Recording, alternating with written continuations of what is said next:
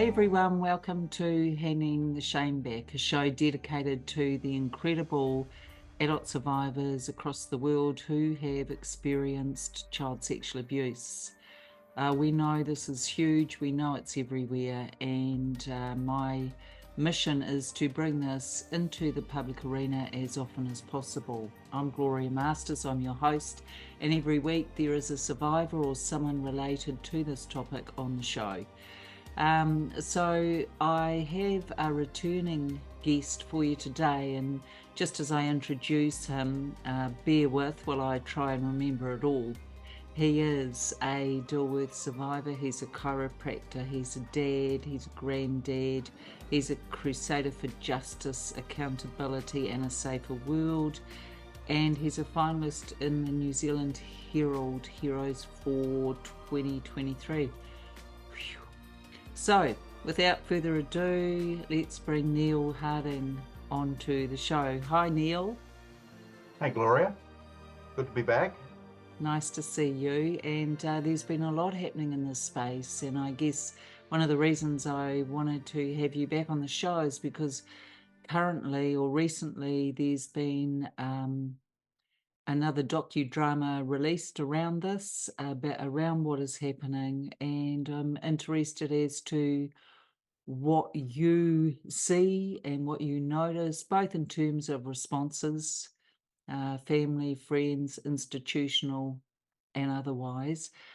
But I guess just before we do a little lean into that, Neil, are you able to just do a quick recap for us, please, about who you are and why you are here? Yes, well, I suppose you've said a lot in your intro about who I am.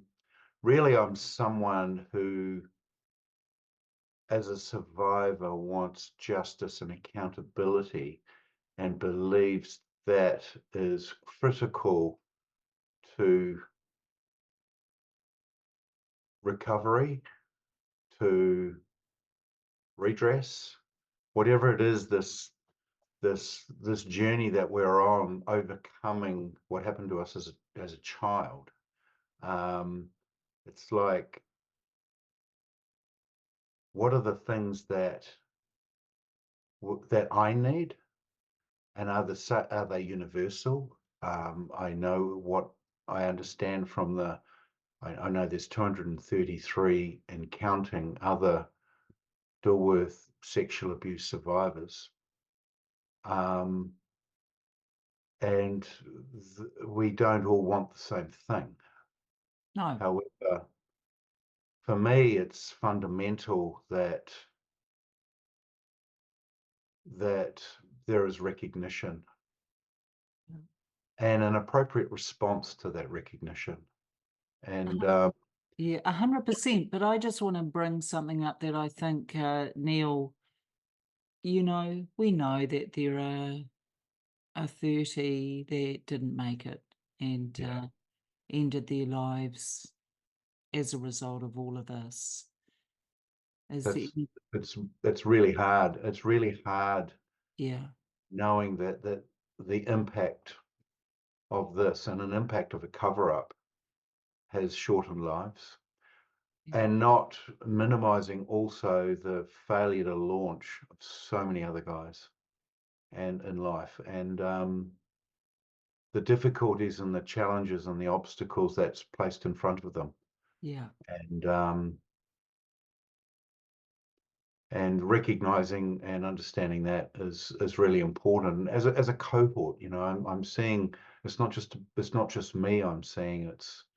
I'm seeing some friends and colleagues and new friends that have all dealt with obstacles and have all dealt with them in different ways. yeah, And we all had a different experience because we were all in a different pecking order at the school. And so we all suffered in different ways. And some of us seem to be targeted by pedophiles and some of us weren't. And some of us were targeted by multiple pedophiles and some it was just one. And so there's things about that and we're all vulnerable when we entered this school, because Dilworth School is for boys that have come from difficult circumstances and hardship. Yeah. That qualifies them to get this free scholarship.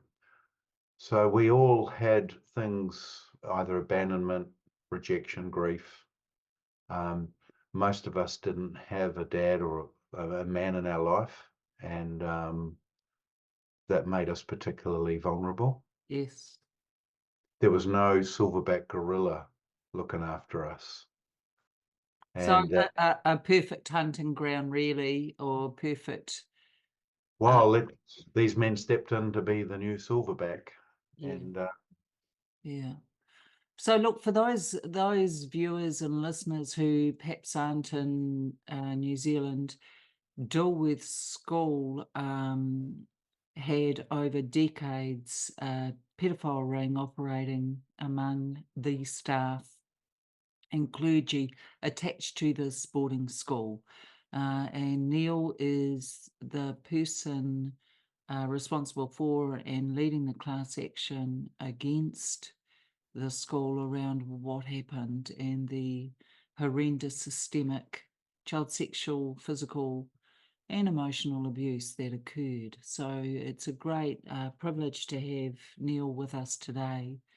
So, Neil, if you're comfortable, can we look at the responses perhaps that you have observed or received since this docudrama was aired last week? there's a lot of outrage. I've done another couple of media. I've been on radio on a couple of shows. Yes, One of them was a talkback, yes, and there seemed to be a large amount of outrage at the institution's response and their lack of response. Really, the yes. the the continuation of a need to cover it up and ignore their role in what happened, and it's really driven. It came through the Royal Commission when some of the previous chairman and headmaster spoke at the Royal Commission. It seemed that the response of the institution was driven by, we do not want to be on the front page of the paper. So that seemed to create the sense of bury it, bury it, destroy it, destroy, to Yeah. accidentally destroy the records, remove the proof that this happened, and that certainly is coming through as a theme of their response for decades. And once they buried it, they crossed that line. They never came back from that, and they still haven't come back from that because the school still will not acknowledge that. They ignore it. And when you're looking at response, there's different responses. There's the validation type response of, that's terrible, Muriel. Let's do something about it. There's the just sort of ignore it. There's the ignore it with a bit of a twist and kind of reframe it somehow. And then there's just deny it or aggressively, just an accusatory kind of denial response. And So what you're pointing out, Neil, just because we've got amazing survivors watching from everywhere. Hello, lovely ones. Welcome. You're really describing what is quite typical, and we call it the Darvo technique, which is deny, attack, reverse the order of victim and offender, actually. So they do it through denial, they do it through attacking the survivors of this, whether through your mental health, your mental state, or through trying to discredit who you are. And I guess what you're seeing is this being played out in full. Neil, when you look at the institutional response, where is this left you and this class action sitting? we're sort of in a state of flux. I'm in a state of flux. You know, a redress program has been established by that institution without survivor collaboration, without survivor input, going against recommendations from the Archbishop. They're looking to bring in their redress program to restore their mana, and their reputation, and it's nothing about us. And then they've given that program with all these restrictions or parameters to an independent panel who are then somehow exercising an independent program that is not independent and not best practice. So we're looking at this whole response at the moment. And for me, I haven't been, as a leading the class action, the client of the class action lawyers, I was unable to speak to the inquiry because they said that the redress panel, sorry, because they're independent, they don't need to speak to us. They wouldn't speak to me personally as a survivor needing to go through that process, their redress process. And I said, look, I need to speak to them about my concerns with the program. They're saying, no, you have to register and go through the program to speak to us. So I'm preparing a response at present with a facilitator, putting in all my impact and all my issues or obstacles over the last 6 years dealing with the trust board in this, to turn up there to tell them that they're not allowed to take me through the process, that I won't allow myself to be taken through something that's going to damage me, that's going to be more harmful after I've gone through than before I go. And I know I will be worse for going through that process because it's not fit for purpose. But So it's not just you, it's you and 233 and counting other. some of the guys are in a hurry, you know, some of the guys have life-shortening illnesses. Yeah. So, you know, they're at a point where they go, look, they just want to take it and move on. They just, Yeah. it's just moving on is more important than justice for some.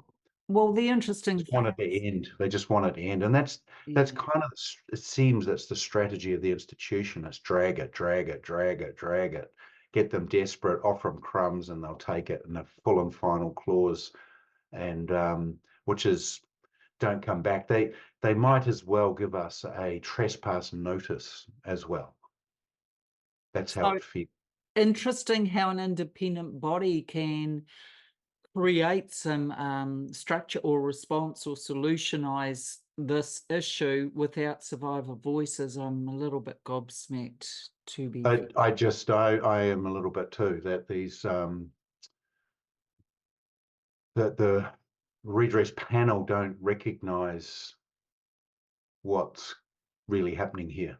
That the institution that harmed us, the institution that allows the rape and cover up of rape of children, can write the scope and have all power and control over us and put us through their scheme, and then give us also, they're giving an amount for future counselling with a full and final clause.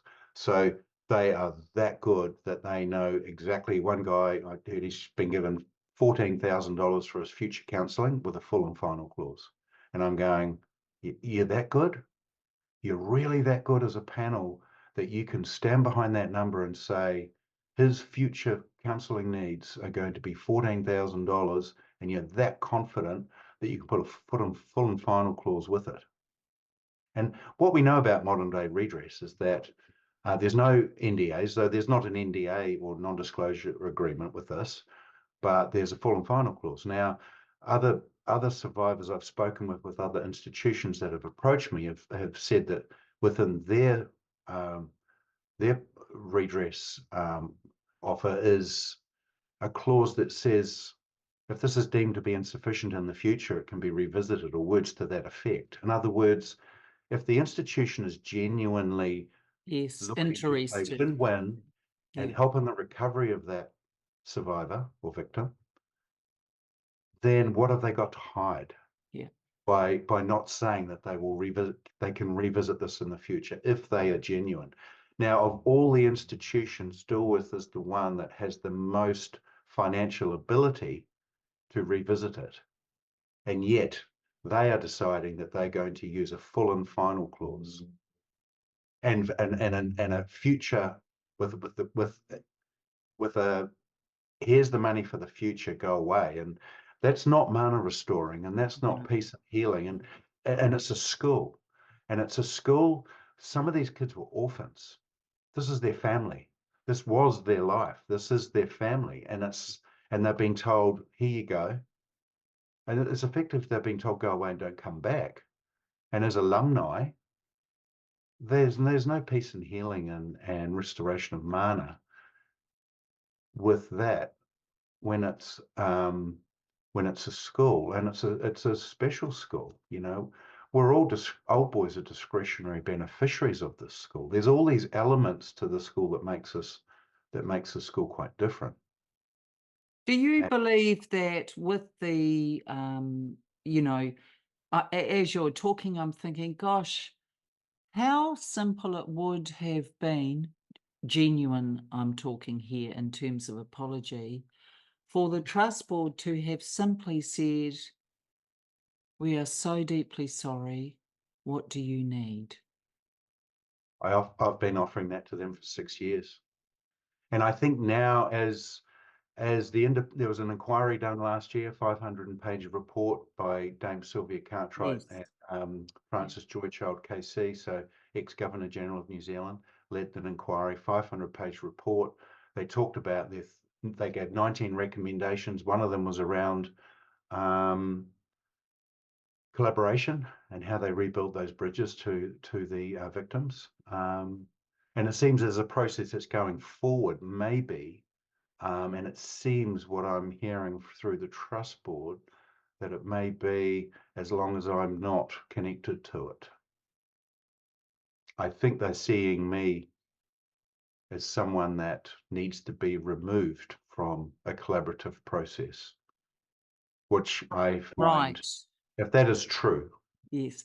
that So may or may not be true. So being a whistleblower and an advocate, is not appreciated, even though if it hadn't been for your voice and your advocacy and your whistleblowing, this would not be where it is. So Neil, what do we're talking about a response here. What do you recommend? Or I mean, you've had a few media interviews recently. You've got, I'd say, the public behind you from what I heard and saw. What do you think is going to happen from here? There Look, is it's really nice. It's really nice. The docudrama that aired on television has I've had a lot of people speak to me and were shocked. Some watched the beginning and then had to stop because they were Yeah. shocked. Yes. A lot of people are really angry that the school are not doing the right thing. Yeah. And so a lot of people in society are saying nice things, but they're not the politicians. They're not the police. They're not the lawmakers. They're not the people that count. So I'm hoping that there is a groundswell of something that makes those people take notice and not just walk down this insipid path of least resistance that seems to occur, and really take this seriously, because you know, I don't know that there's, other than killing a child, I think sexually abusing a child is probably, you want to really damage them, it's a good start. Yeah. Yeah. And if you want to destroy a society, damage their children. If you want the greatest long-term society to damage to a society, damage the children. Then society spends the rest of that child's life having to look after them. It's similar in war. They certain theories of war is around you have guns better to shoot and kill people or maim people, because if you maim someone, that takes 2 other soldiers out to look after the maimed soldier rather than the dead soldier.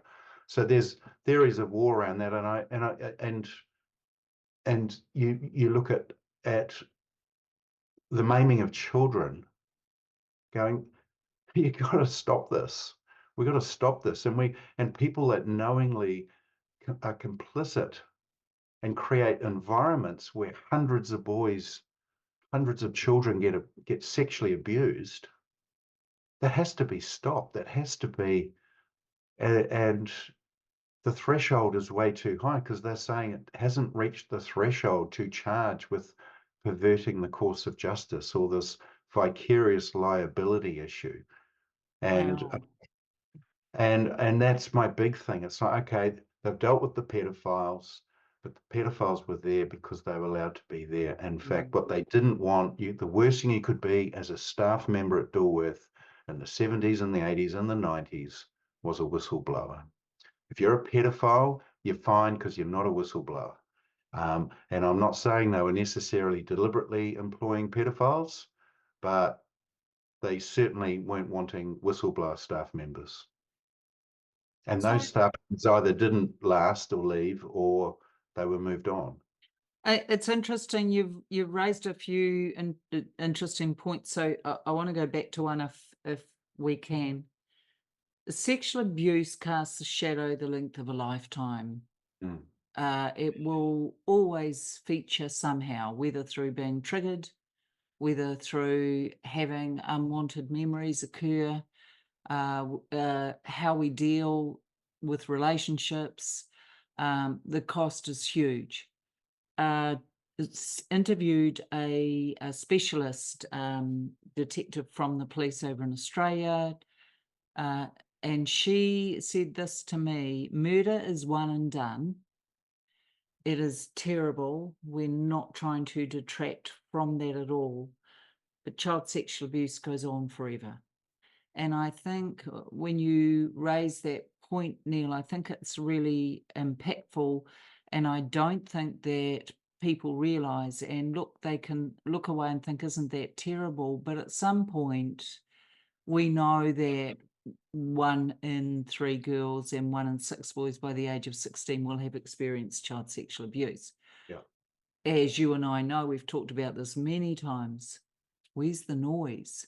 And I think Dilworth seems to be reflective of that. There's a great amount of money, time, and energy invested in shutting it down, that Darvo impact or effect, as opposed to, I'm so sorry. How can we help? How can we make this right? So, Neil, looking at that institutional response, what is an appropriate response? What would you like to see happen? They need to address and be open about their role. And that's for them to decide how to do it.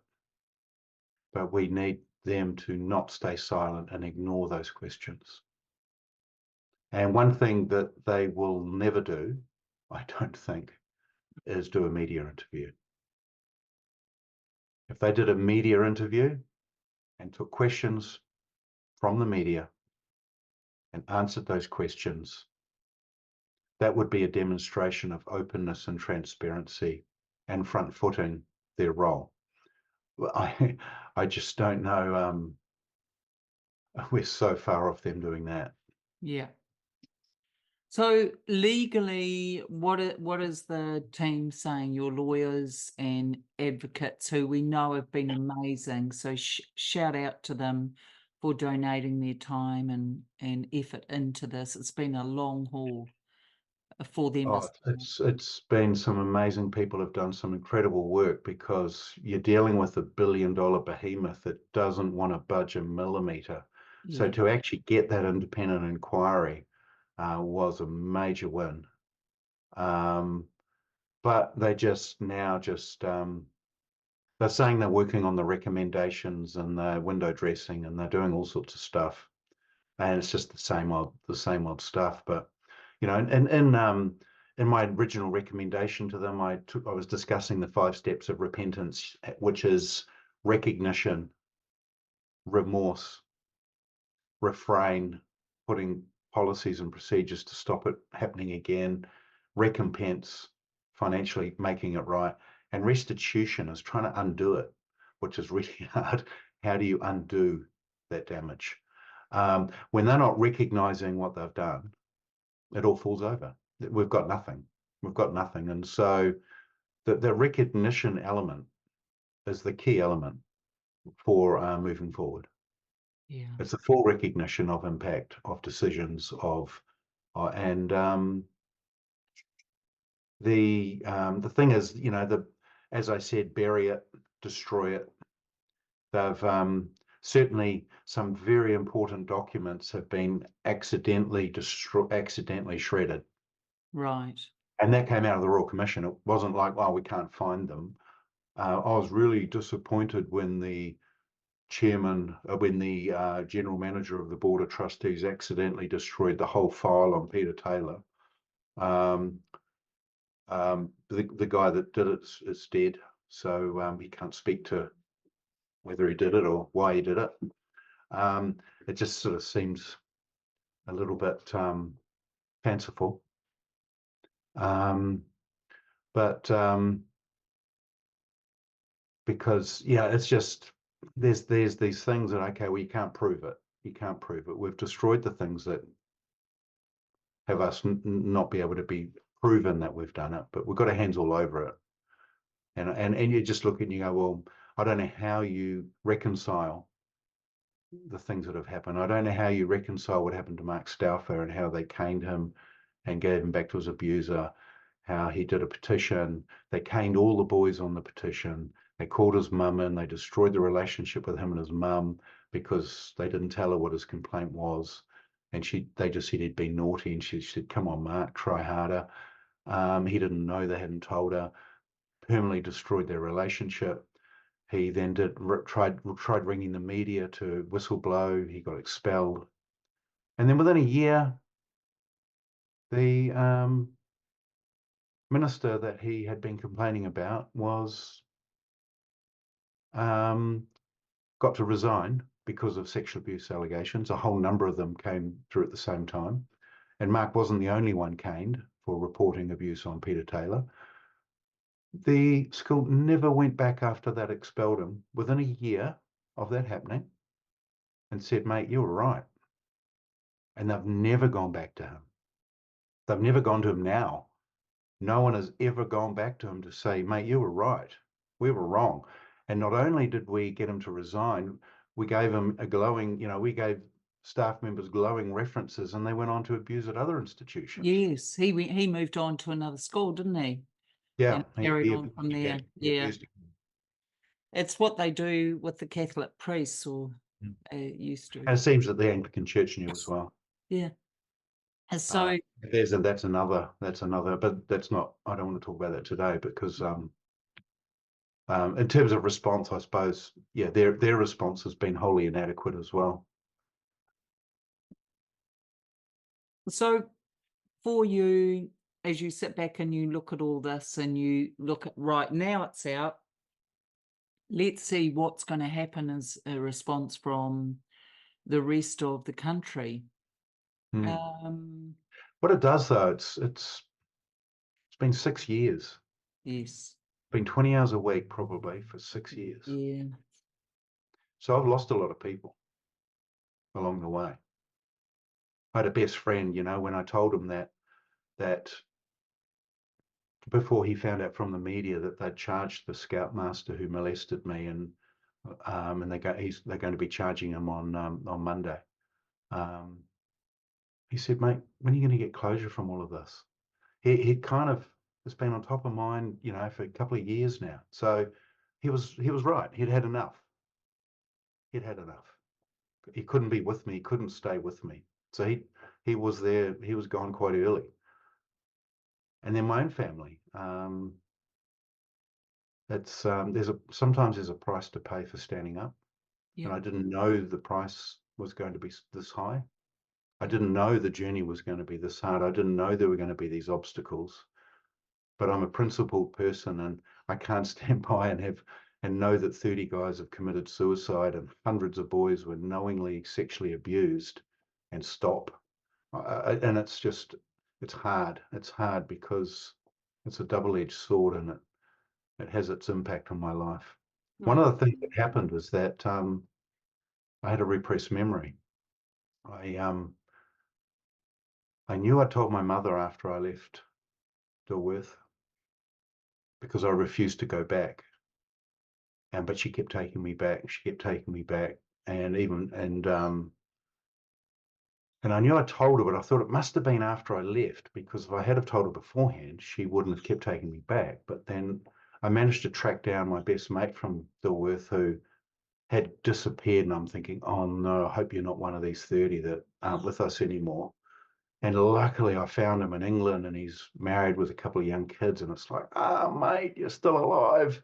How exciting. I was so excited because I thought he may not have been, um, given, given what we went through. And given he was there a lot younger than me, he started there, I think, when he was 8 or 9 and went all the way through. So he really got a hammering. Um, the thing with that was I said, isn't it amazing that we were best mates and we didn't tell each other about Peter Taylor, the minister? And there was a silence, and he said, but mate, we did. I came home to stay with you one weekend. We were sitting at the kitchen table. Your stepfather had gone out, and you told your mum what was happening to you, and I told her what was happening to me. And suddenly I remembered. And it's like, oh, that's why I couldn't remember it, because I told her at the time. And there had just been silence, and then kept taking me back. It just didn't, nothing happened. There was just this sort of ignore. And I imagine in that moment she was having to process it. Shit, there's not much room here. It's a bit inconvenient. It's a bit awkward, me coming back. It's such a good school. It's saving you so much money. I was only 13. I still need a babysitter. I don't know. I don't know what was going through her mind. I can only surmise. But the fact that she just kept taking me back, and over the years has characterized my Dilworth experience as it turned me from a mummy's boy into a man. And even into my adulthood, there was this thing about when, and socially, this thing of, oh, Neil went to Dilworth. Um, and I'd say, Mum, I was abused there. And she goes, stop it. I hate it when you do that. So there's this whole response thing is interesting. And a lot of that's to do with the power imbalance of the institution and the parent. But it's been really tricky to reconcile that. And I remember getting really caned quite harshly, and I had thick black bruises across my backside, bluey black, really quite wide. My whole bum was bruised. I'd only been caned twice. And I remember went down to the squash club, and there were a couple of ladies from their squash team, and she wanted me to show them my bum. And I didn't really want to, but I did. There was a little bit of a look of horror on their face, because Mum was thinking, oh, look, this is good, a bit of discipline for Neil. I'm making a man of him. And I think sort of completely missing the fact that maybe a Tom Brown school days thing, or maybe there was something that maybe somehow this type of discipline and is good for us. Do you think has she ever been able to come back to you and say, I'm so sorry, I just didn't realize the impact? We're estranged. She doesn't even, I haven't discussed the repressed memory, but she doesn't even know this. Oh, yes. Okay. Yeah. But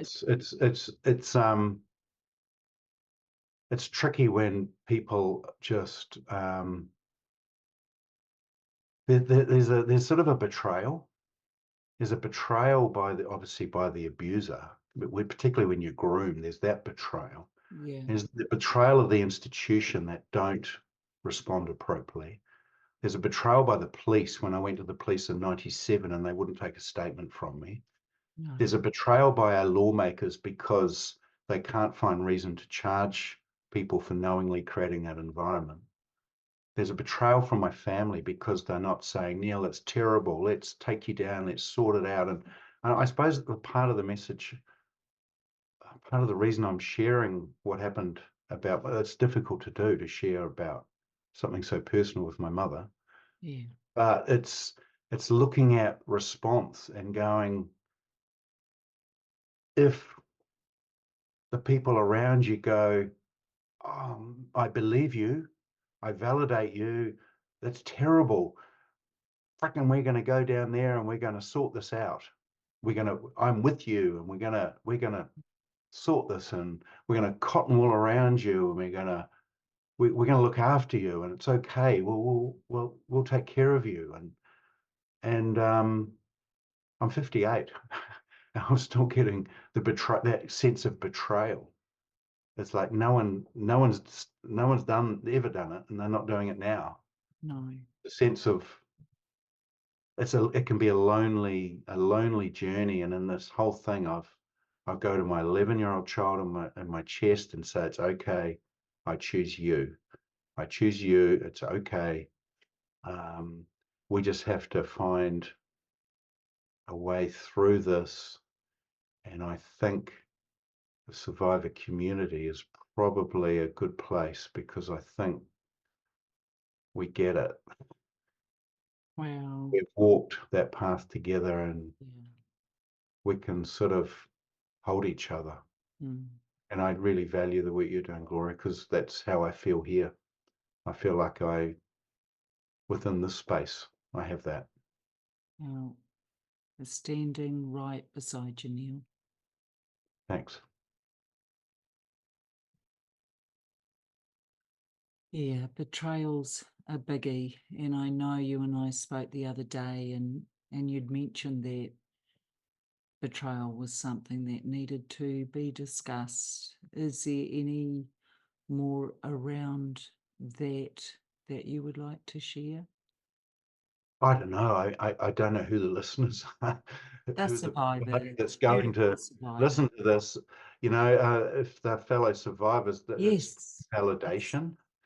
But if they're non-survivors or parents that wondering what to do with when something happens to a child, is if you rock them down to the police station, you say, this is what my child said, and even if the response from police isn't wholly adequate, as a parent, you've backed your kid. You've done the best you can, and that kid is going to make a big difference because you were there for them when they needed you, believed them, and you did something, and you did the right thing, and you tried. You tried, even if you failed, you tried. Yeah.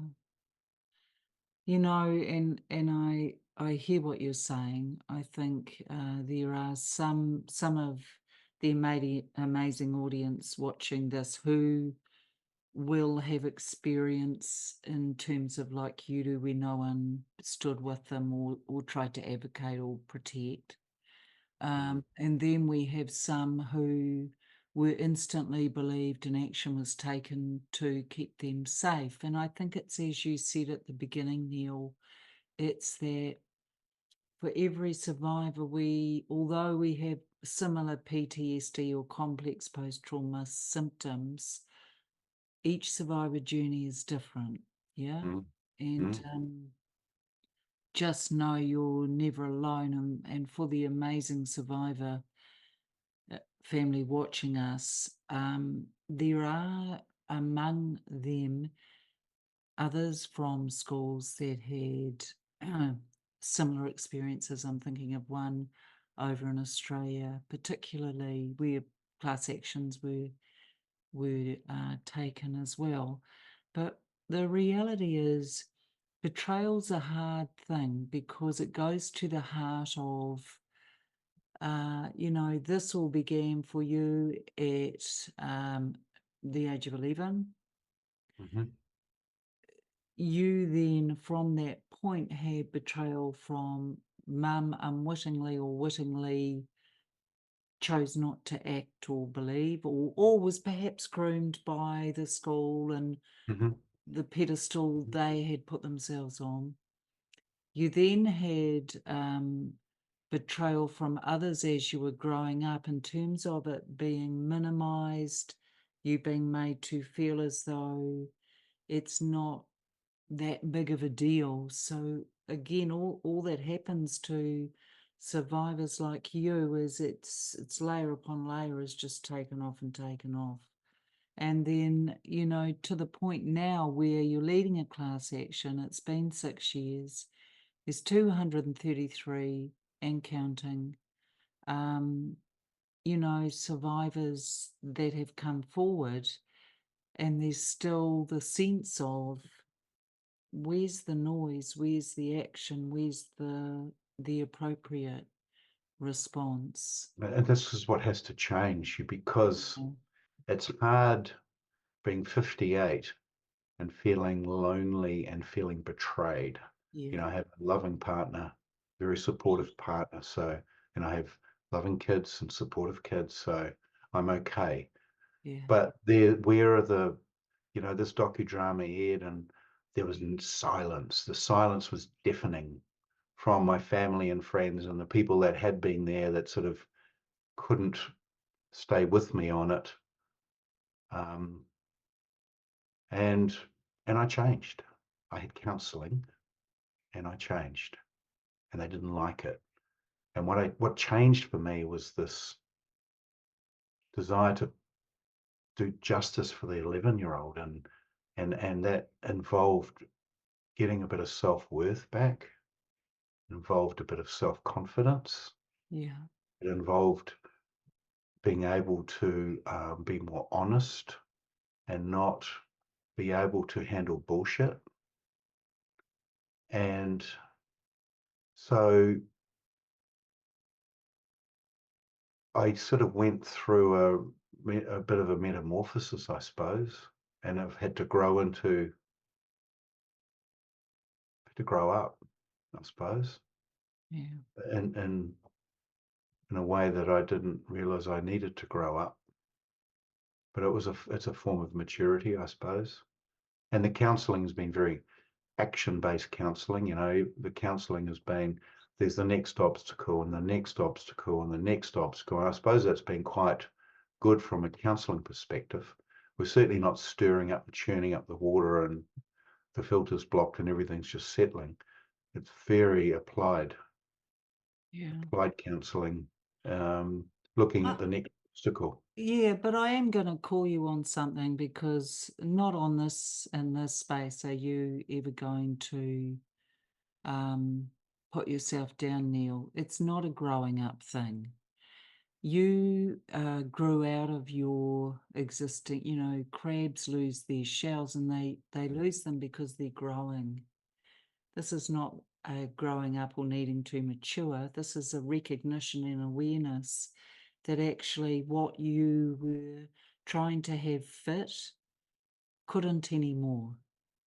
Do I you was see? never going to.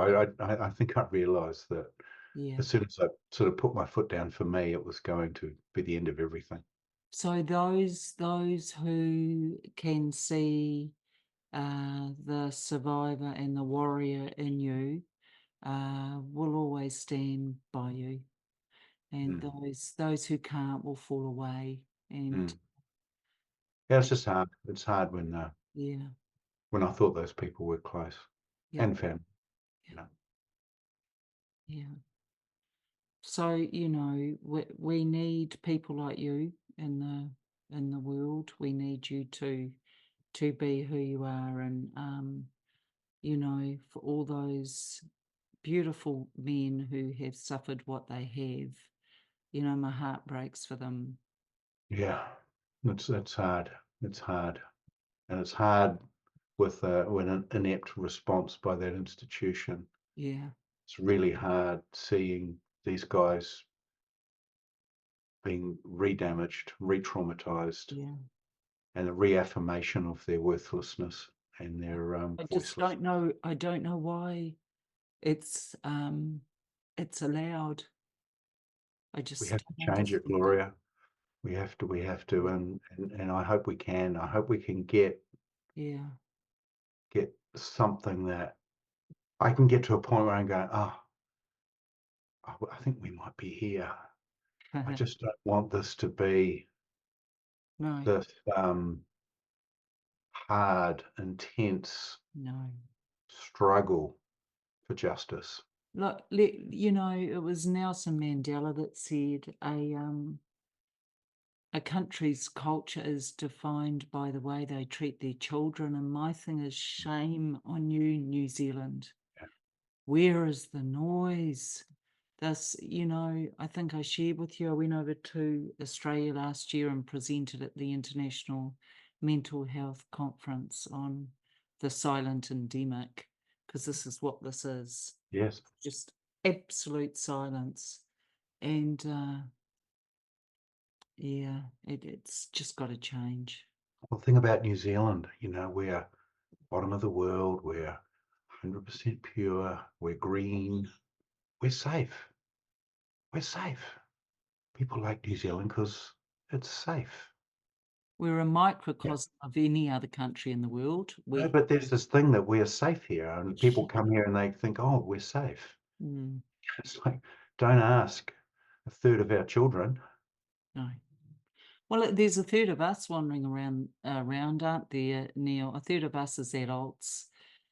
And we know that over 85% of rehabs are full of people like you and I with childhood trauma, including child sexual abuse. We know that our prisons are 55% full of these adults who have suffered some form of childhood trauma, specifically child sexual abuse. We know that at the end of 2022, 90% of 14 to 15-year-old boy male suicides had child sexual abuse at their core.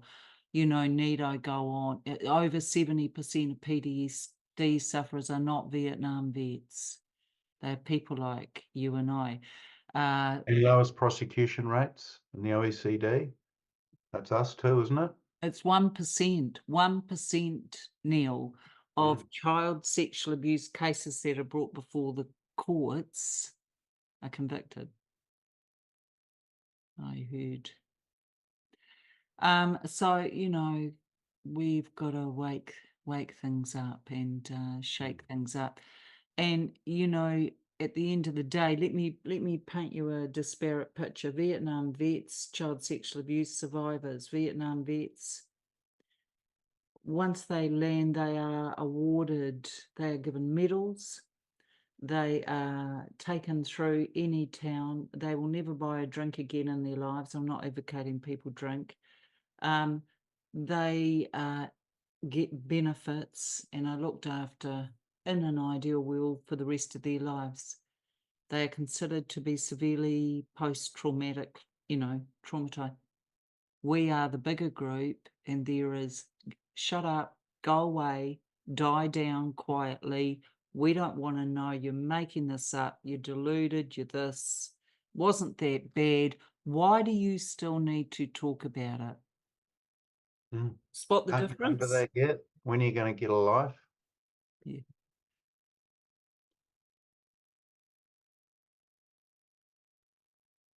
So, anything else you? And another family member. Now, when are you going to extricate yourself from this and be happy? It's like, okay, yeah, that'd be nice, eh? Mm. But simplistic. Extricate. Like, no, extrication. You're not going to save lives by pretending it doesn't happen or didn't. So, Neil, where to from here for you? Just managing the battle Yeah, internally and externally, yeah.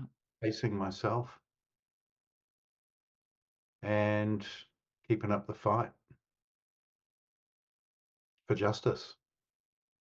It's the other betrayal was the betrayal of James and Isabella Dilworth, who were the founders of the school.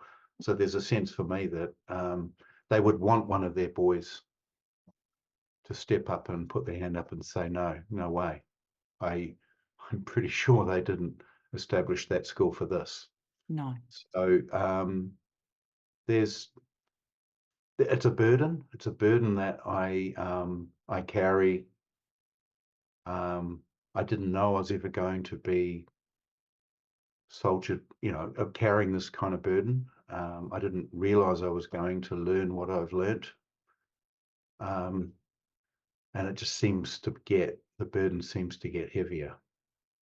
So I just have to be careful with that. Well, I it's probably not too inspirational here. yeah, we need to cut. Yeah, I think it's time to cut that and delete that. But No. Look, no, it is no, what it is. but it is. It's this thing that the system. I look at people that have an accident and they need an ambulance. They're injured badly and they're unconscious, and the ambulance picks them up. They're not driving their healthcare. They're not saying to the ambulance, or the ambulance drivers aren't going, hey, which hospital, mate? Where are you taking you? There's a point where the system will pick them up, take them to A&E, do some amazing stuff, keep them alive, and that's great. Yeah. And then you get other people that aren't unconscious trying to drive and navigate their way through a pretty overburdened health system and struggling to get appointments and blah blah and all of this. And I look at child sexual assault going, society, this is one of those ambulance situations. Society should be such that it supports the child, and it shouldn't be me 6 years, 20 hours a week trying to get something. I think, and others, it's not just about me, but and others. And I know that others, it's a fight. It's just this fight for justice and accountability that often many of us just never get. We never get what we deserve. And the impact of what that means to us is never fully identified or recognized or resolved. And so that's where I'm looking at the system society has to demand that kids get held better. Yeah. It's very, very obvious, isn't it? And yeah. And I suppose as survivors, we just see it. We do. It's like, it's like duh. The word duh. You remember the word duh? Duh. Obvious. I just want to kind of say that to people. Yeah. Because you got to have that look on your face as well. Yeah. Yeah, you've got to have that visual with it, I think. Yeah. But Neil, I want to give you a little bit of hope here. For every survivor watching and for everyone affiliated with this who is on the right side of this, there is such gratitude and such respect, and you do have a tribe behind you. There are people who support and believe in what you are doing. And, you've got your beautiful friend Mark, who was featured in the docudrama. And, And Matt was he was 2 beds away from me in my dorm. The other guy. yeah, Yeah. He's incredible man. yeah. Come through what he's come through. So, don't feel you're not valued and appreciated and 100% supported and believed. And there will be a sea change. There's enough people out there that are hearing this or have heard this now that are not happy with it. And all it takes is a word in the right ear. And I listened to your your interview the other day. I think you sent the link through. The Knuckles Club one? Yes, and they said on air they have a couple of politicians that listen to their show. So they're going to reach out to them, I think. And it's that sort of thing. I'm going to hold the hope, but I want you to feel enveloped in love and support from all of us here at Handing the Shame Back and the beautiful survivors watching I you. feel it. Yeah. It's good. It's just got to fuel the tank up somehow, eh? Yeah. Well, you're not allowed to give up. No, I know. No. It's just got to pace it. It's Got to be a bit selfish too. You've got to put yourself first at times. Fill your cup. You can't give from an empty tank. So there will be days where you just need to go and have a bit of fun and, do something that you love. And I collect stamps, Gloria. how riveting. You don't want to talk any more about that? Oh. Oh, sorry. Did I fall asleep? Called philately.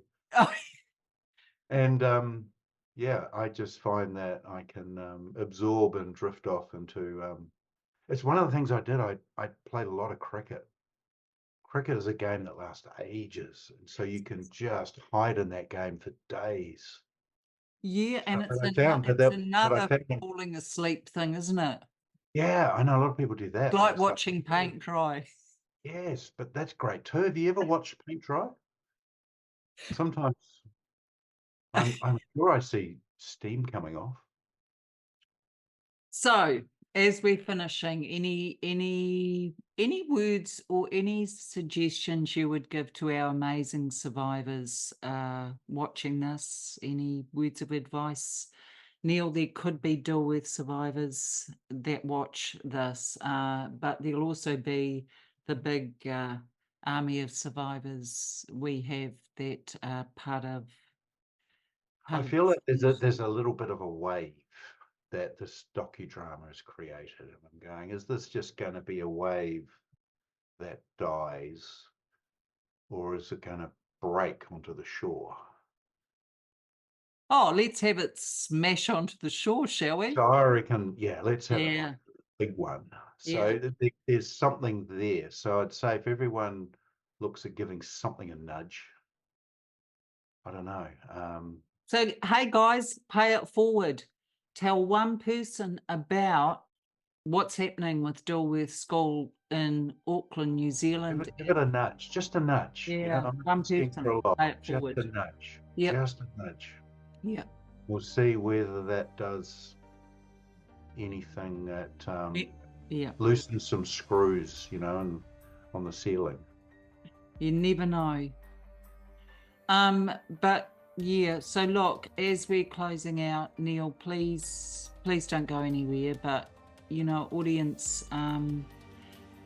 you're welcome. We have another amazing guest and Neil on the show, and it's really hard as survivors sometimes to try and manage your own trauma and triggers, let alone trying to advocate for others where you've got a system that doesn't seem to support. So I know you'll join me in enveloping Neil and this Dilworth class action with love and support.